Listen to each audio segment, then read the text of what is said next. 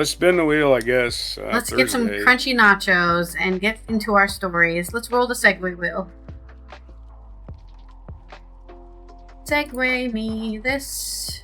It's the Segue wheel. The Segue wheel. This is the Segue wheel song that I just made up. You're gonna have to give me a hypothetical about these two stories that I'm reading. This first one is coming out of Germany. Uh-oh. Swastikas being painted all over the place by blood. 50, more than 50. That's not good because Germany actually has laws against being a Nazi and showing swastikas. You do not have freedom of expression when it comes to Nazis. This is from an AP correspondent on The Independent. Police in Germany have launched an investigation after almost 50 cars, mailboxes, and building facades in central town of Hanau were defaced with swastikas, reportedly painted using human blood. Officers were first alerted yesterday on the 5th of November, when a man reported seeing a distinctive shape of a swastika applied in a reddish liquid on the bonnet of his parked vehicle. A subsequent special test quickly confirmed that the substance was human blood. Authorities confirmed that almost 50 cars in total had been vandalized in a similar way. The background is completely unclear, Leopold said, adding that investigators did not know if specific cars, mailboxes, or end buildings were targeted, or if the swastikas were applied randomly. He said that there were several scribblings on cars and buildings which he could not further identify. There was no indication who left it behind or where the blood came from, Leopold said. He added that officials were not aware of any injuries in connection with the incident. For now, police are investigating property damage and the use of symbols unconstitutional organizations. Display of Nazi emblems, including the swastika, is illegal in Germany. The swastika is widely considered a symbol of hate that evokes the trauma of the Holocaust and the horrors of Nazi Germany. White supremacists, neo-Nazi groups, and vandals have continued to use it after the end of World War II to stoke fear and hate, and also because they think they're edgy. You know, a kid gets a freaking, I'm gonna draw a bad symbol with my Sharpie on this thing, ha ha ha ha.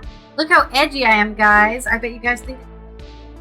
Hanau was in the headlines 5 years ago when a German attacker shot and killed 9 people with immigrant roots in a rampage at a hookah bar in town, in one of the worst cases of domestic terrorism since.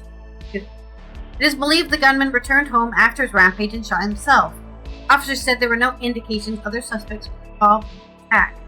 Germany's political landscape has been polarized in recent years with the wave of immigration and slowing economy, helping to fuel support for extremist groups at both ends of the spectrum. I can describe the scene to you, which is honestly, it almost looks like really bad chalk, like some chalk that's been washed off. That's what the blood looks like. It's not very saturated. It's very, it's like, if your finger's bleeding and you wipe it on a Kleenex and it's not really, strong. That's what it looks like. So it's very, it's very faded. Fresh, but they're huge. They're probably bigger than my head, bigger than my torso. They're pretty big swastikas. They're not tiny. Just arm strokes. So it's blood, but they can't test the DNA to see it belongs to. Well, that's not how DNA works. You have to actually have the other person's DNA in order to test it. You have to compare it to something. Other person where? How do they know it's human blood? Probably because they are able to test for it being human blood. But you can't... How DNA testing works is you have to compare it to something. I absolutely know how DNA testing works. What you do is you put it at a sample of known DNA samples and see if they're related to anybody. There's all kinds of databases that exist. Yeah, I'm just saying they would have to... They could test it against a criminal database, I'm sure. But it's going to take a while. But this should just happen today, right? So...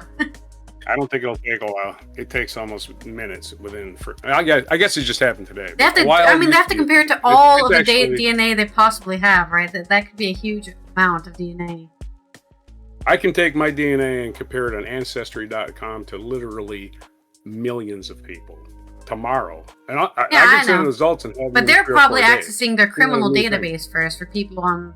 I don't really. Why would it be a criminal? They probably murdered somebody. Why would they be using their own? That's a lot of blood, right? That's No, it's not a lot of to get off blood. your skull. I could just prick my No? finger and get this amount of blood. That's what I'm trying to explain That's to a you. lot It's of very blood. How many things did they deface?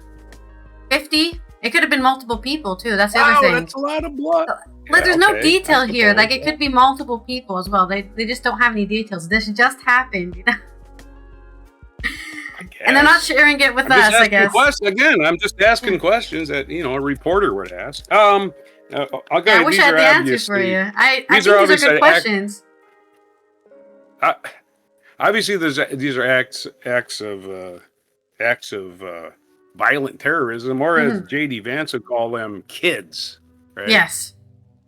Yeah, kid. Oh, they're just 40-year-old kids. Yeah, I wish I was considered a kid that day I registered for the draft. Yeah, right? Sorry, I'm a child. Yeah, I can't go. You're a kid now. Here's a gun. Go die somewhere. Well, they do that, sadly, I guess. That's what I'm saying. You're not a kid when you're 18 anymore. The government can just send you off somewhere to die. That's hypothetical, right? Yikes.